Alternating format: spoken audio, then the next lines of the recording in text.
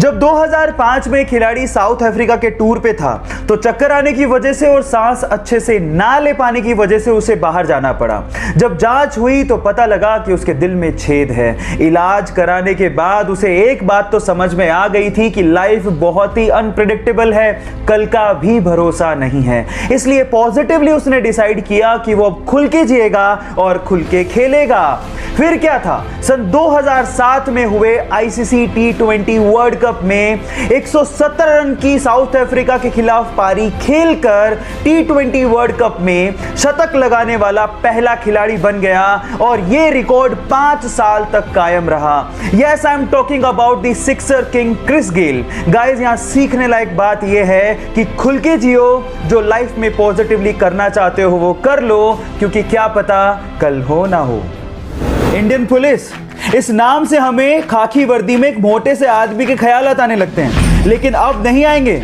इस वीडियो को देखने के बाद इंडियन पुलिस के लिए आपके परसेप्शन बदलने वाले हैं।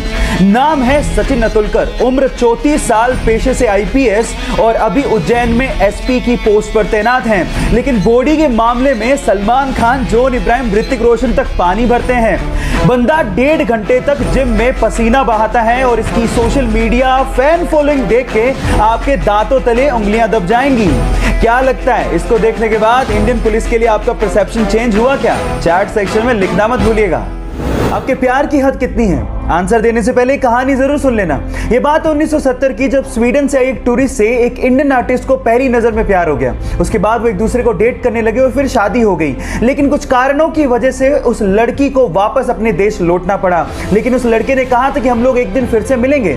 इतने पैसे नहीं थे कि वो लड़का फ्लाइट ले सकता, इसलिए साल भर बाद उसने अपना सब कुछ बेच के 60 रुपए में एक साइकिल खरीदी और 500 रुपए लेके दीवाना निकल पड़ा दिल्ली से अपने प्यार से मिलने। और 4 महीने की मशक्कत के बाद, कोई टेक्नोलॉजी ना होने के बावजूद भी वो स्वीडन पहुंच गया। इतना शिद्दत वाला प्यार देखकर लड़की के माँ बाप ने लड़के और लड़की की फिर से स्वीडन में शादी करवा दी। है ना जुनूनी बात? आपके प्यार में कितना जुनून है, चैट सेक्शन में लिखने मत भूलिएगा। जब मात्र 300 स्पार्टन्स जेरेक्सिस की विशाल सेना के सामने लड़ने के लिए जा रहे थे तो रास्ते में आर्केडियंस मिल गए। आर्केडियंस ने कहा कि हम भी तुम्हारे साथ लड़ना चाहते हैं, पर मैं हैरान हूं कि सिर्फ 300 सैनिक लेके तुम इतनी विशाल सेना से कैसे लड़ोगे। तो स्पार्टन्स के मुखिया ने एक सवाल पूछा आर्केडियंस की सेना से एक एक करके। उसने पूछा कि तुम्हारा पेशा क्या है? तो आर्केडियंस की सेना में से लोगों ने जवाब देना शुरू किया कि मैं मूर्तिकार हूं, मैं शिल्पकार हूं, मैं लोहार हूं। फिर स्पार्टन्स के मुखिया ने अपनी सेना से सवाल पूछा कि तुम्हारा पेशा क्या है? तो उन सब ने जवाब दिया, खून, खून, खून। सबक यह है कि जंगें सैनिकों से नहीं, हौसलों से जीती जाती हैं।